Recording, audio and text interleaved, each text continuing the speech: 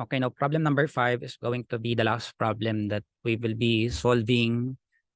Okay, under the context of coplanar, resultant of coplanar non-concurrent force system. So meaning to say, what we are trying to discuss is how what the different processes in computing the resultant force. Okay, now the unique part about problem number 5 is that we are already focusing on a particular body. In fact, the body that we have here is a box. And then aside from that, I also want to highlight the orientation of the surface. So it is an inclined surface. Okay, so this is to highlight the advantage of the third technique or method that we discussed, which is the rotating. If you can still remember, we have introduced 3 techniques or methods that will definitely help us as we compute the value of the resultant force. So the 3 are, first we have the tip to tail method or the force polygon method. Second is we have the point diagram method, and then the third is we have the rotating method. So this problem actually highlights the advantage of rotating method. Okay? Now, basahin ko na muna. A block subjected to external forces Pn and T is placed on an inclined smooth surface which makes an angle of 35 degrees with the horizontal plane. So if the weight of the block is neglected, find the resultant force.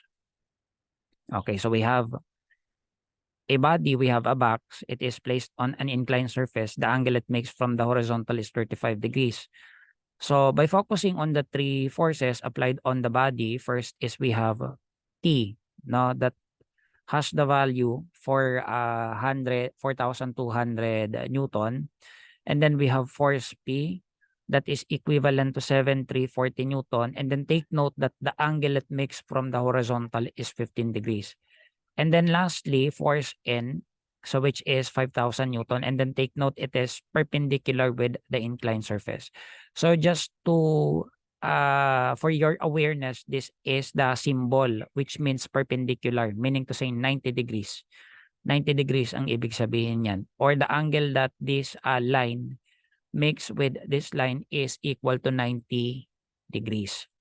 Okay, so kung napansin nyo, it is very complicated, the complications in terms of the presentation of the current figure is complicated compared to the presentation of the previous, compared to the figures of our previous problem solving. So the best way to do before we start the analysis is to simplify it first.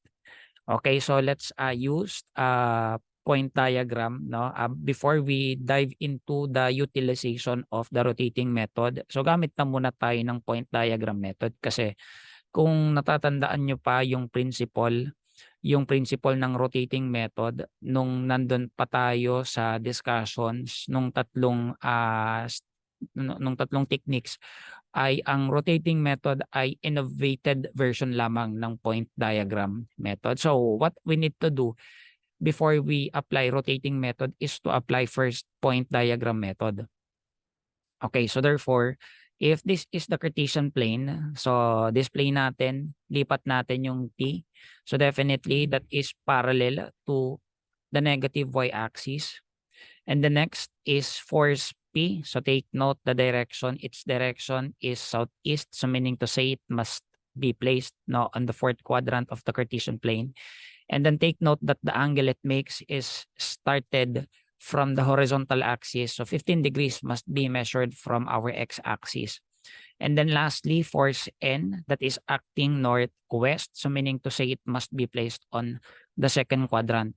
Now, ang problema dito is that the angle of N is still unknown once it is already transferred to our Cartesian plane. Kasi alam natin that its angle is 90 degrees from the inclined surface. Pero doon sa Cartesian plane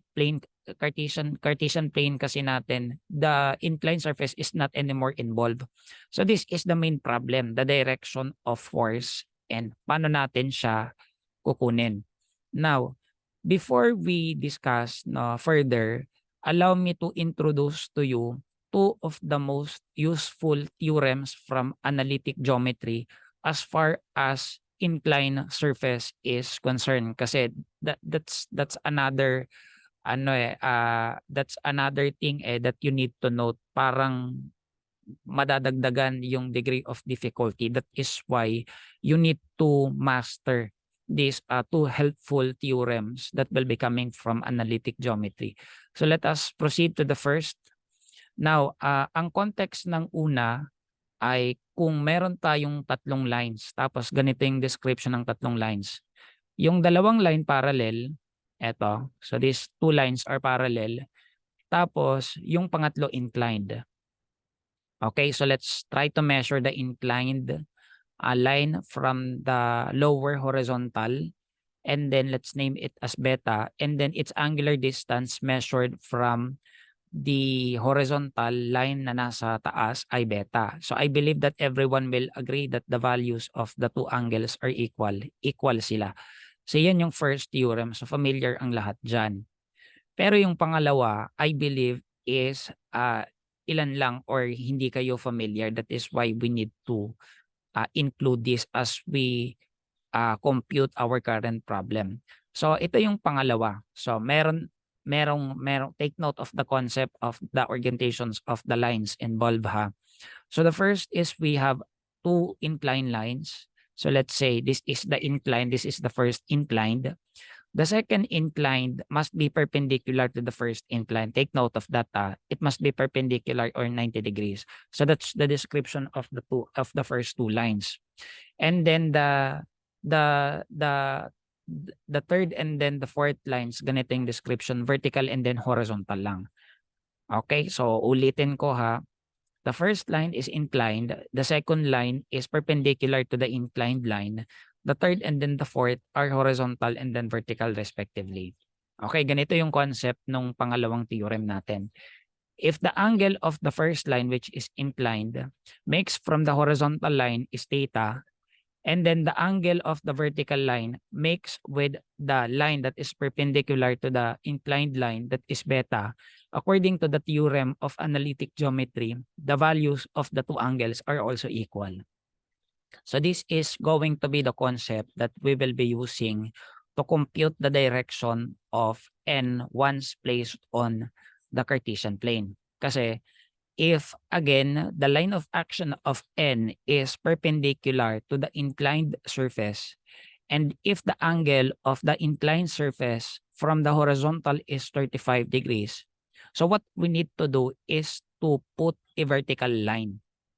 Okay, put a vertical line, and then I believe that you will finally agree with me that the angle of n from the vertical line is also equivalent to 35 degrees. Okay, ito yung concept na ginamit natin. Again, inclined, perpendicular, horizontal, vertical. So kapag i-confirm natin siya dito, so this is the inclined surface. This line is perpendicular to the inclined surface. This is horizontal, this is vertical. So meaning to say this angle is also equivalent to this angle. So meaning to say the angle that n makes from the vertical line is 35 degrees. So ibig sabihin ito ay 35 degrees. So sana nakukuha ninyo kung paano natin kinuha yung angle ng n once we transferred it already to the standard orientation of Cartesian plane. Now take note that we are not yet using rotating method ha. We are still using point diagram method. But what we will actually do is to compute the resultant by referring muna to the standard orientation of Cartesian plane.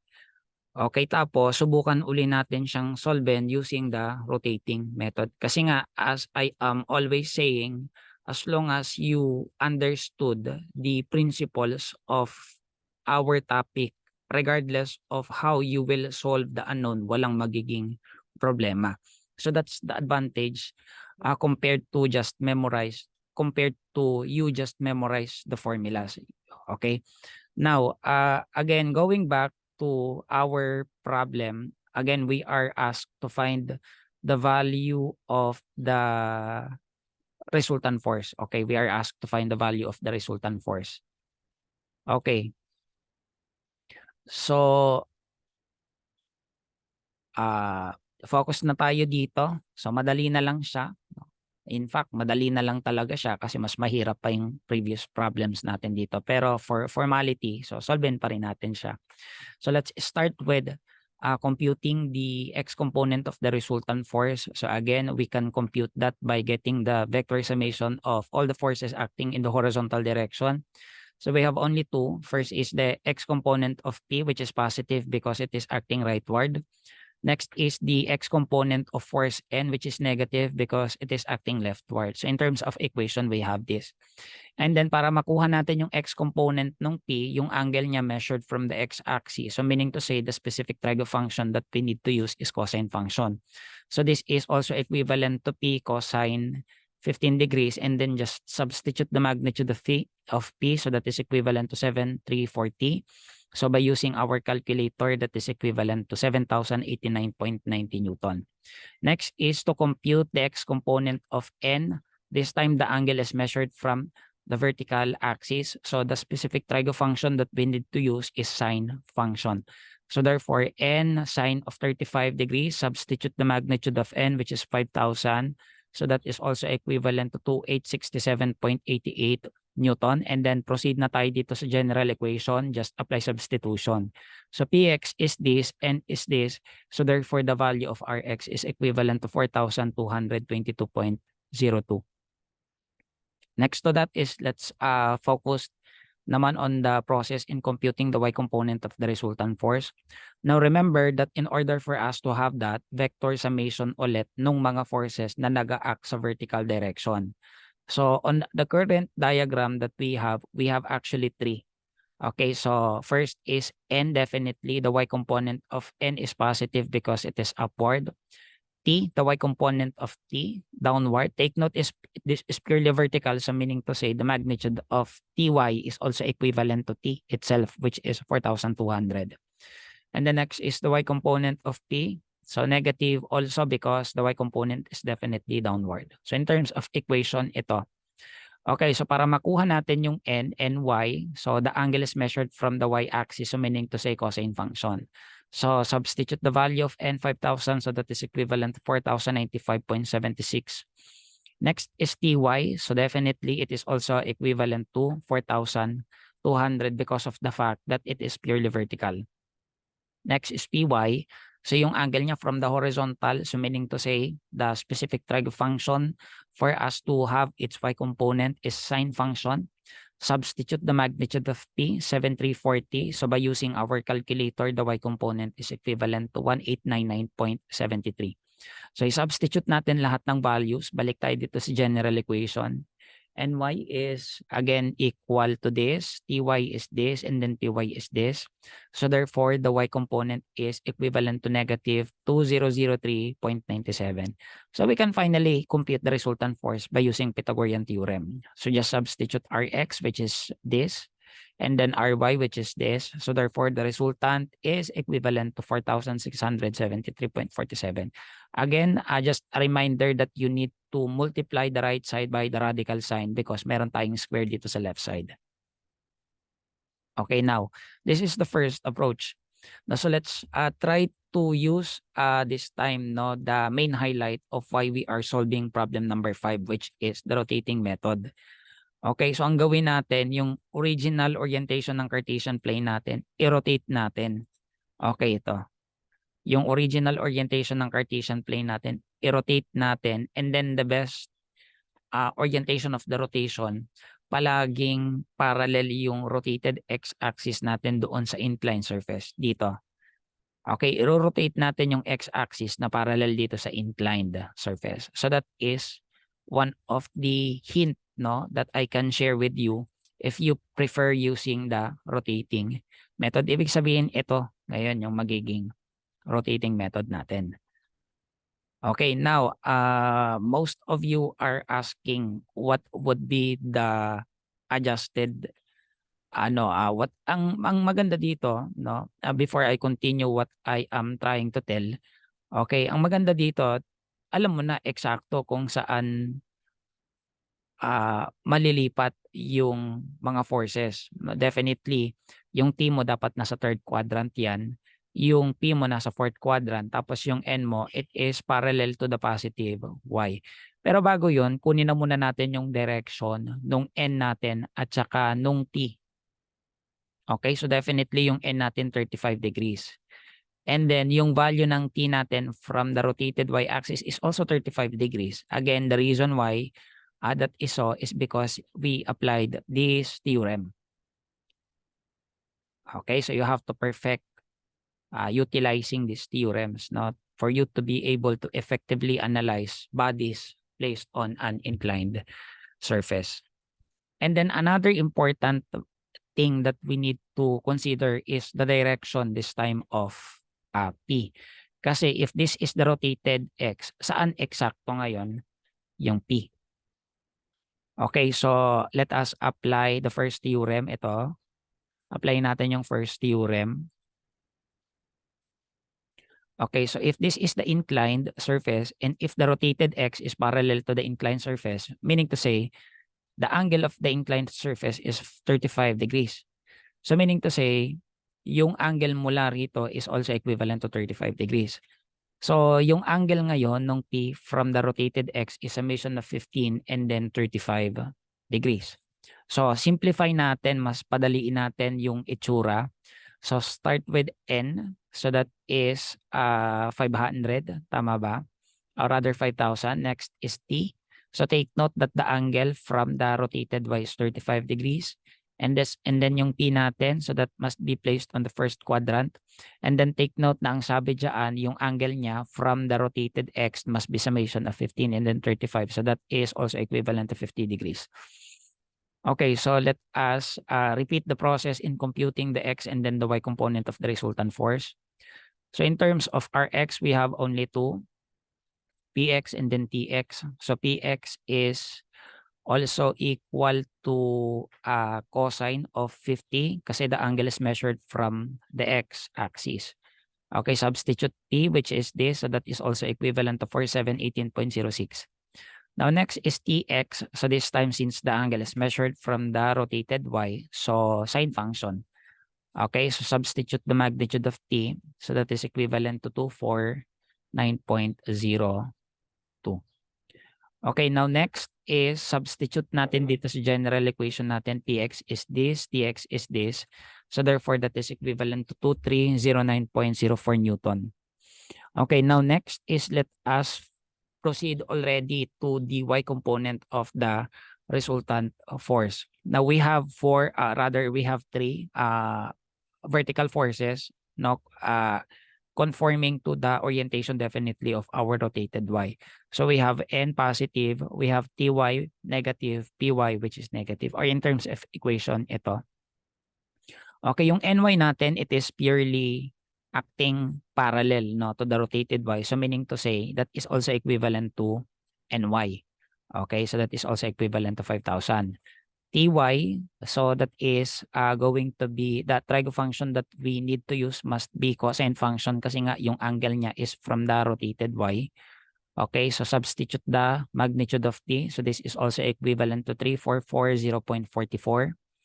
Okay, and then yung Py natin, ito Py, so yung angle ulit from the rotated X, so meaning to say that must be cosine function. Okay, substitute the magnitude of P. So that is equivalent to 5622.77. Okay, going back to the general equation, just apply direct substitution. Ny is 5,000.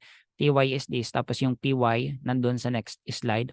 So that is equivalent to negative 4663.21. So this is the value of Ry, whereas this is the value of Rx. So we can finally compute our resultant. Okay, substitute the value of Ry and then Rx, tapos naka-square dito sa left side. So you have to multiply the right side by the radical sign. So the value of the resultant is the same, still the same, with the value of the resultant force that we computed using the first approach. Parehas lang sila. Okay, parehas lang. Parehas na parehas lang.